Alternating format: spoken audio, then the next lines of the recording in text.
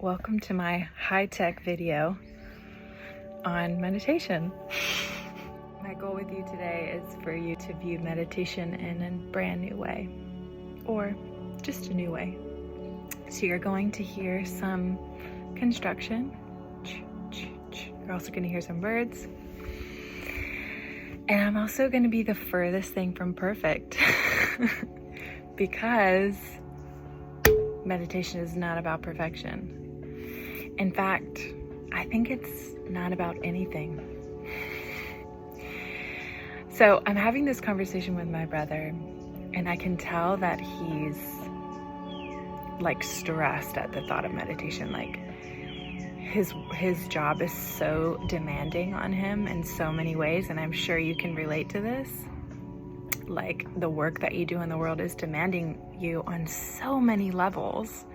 And then there's this practice now that's like really cool, and everybody's talking about it and how you have to do it and how amazing it is and how it's going to change your life. And like already the pressures are building. It's like, oh gosh, I'm going to try this once. I'm going to give it zero effort. And if it's not easy or perfect, fuck it. Like I did it wrong. Oh, I tried it. I'm never doing it again. And this is what the human mind does. It builds these expectations on top of something. And in my opinion, which take it or leave it, one of my favorite things my friend Stephanie says, so true though, like it's my opinion. Meditation is the exact opposite of all of that bullshit. Like all of that bullshit is actually your mind trying to keep you from resting. And in my opinion, meditation is like active rest. It's, there's 1,000 different ways to do it. And believe me, I've done at least like 900 of them.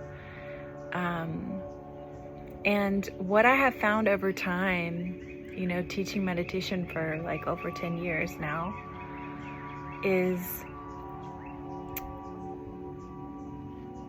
this practice of really letting go. That it's not really about the method. It's about what method is going to take you to a place of internal and external rest.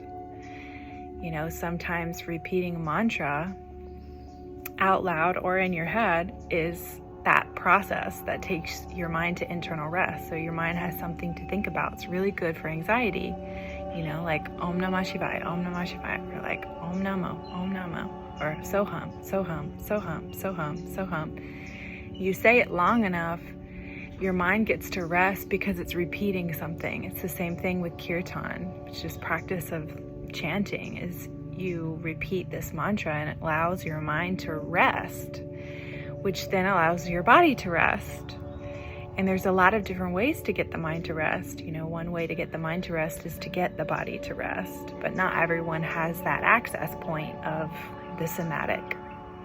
Sometimes it has to happen top down because there isn't a strong connection with the body.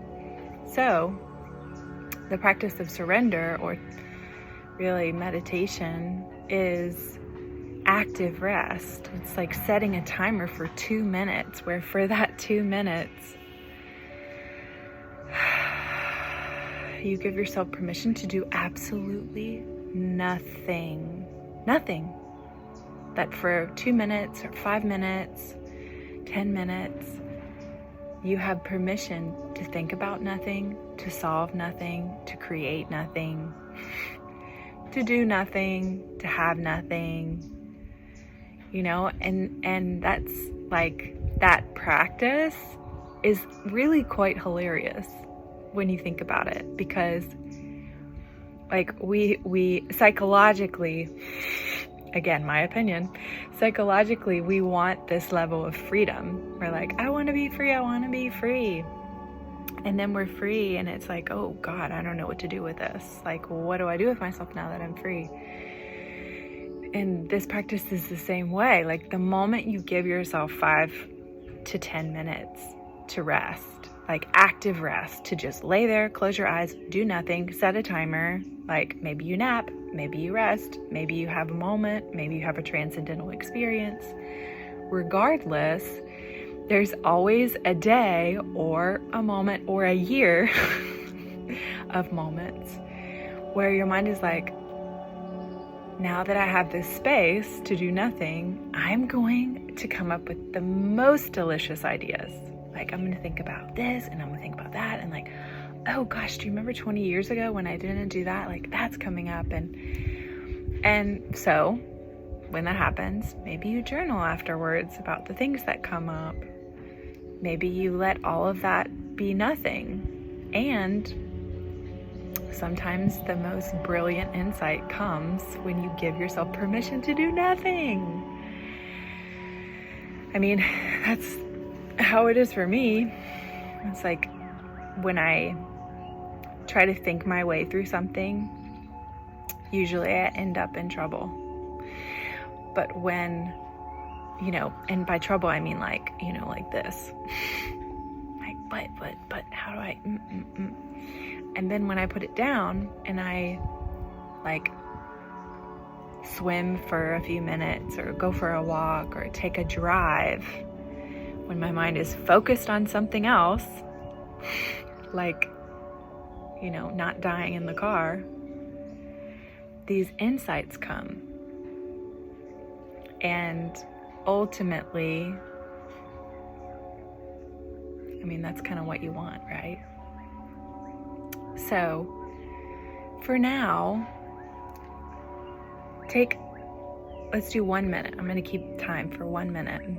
I'll give you 1 minute to close your eyes and think about nothing. Think about everything, but give yourself permission not to make it mean anything. Give yourself permission to breathe only. Like, what if the only thing you had to do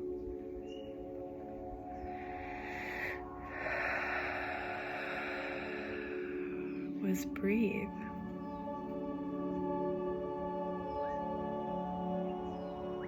And maybe in that process of only breathing, you take a few things off your plate. Like as if you were wearing 20 scarves on your head, and you just started, to peel them off one by one.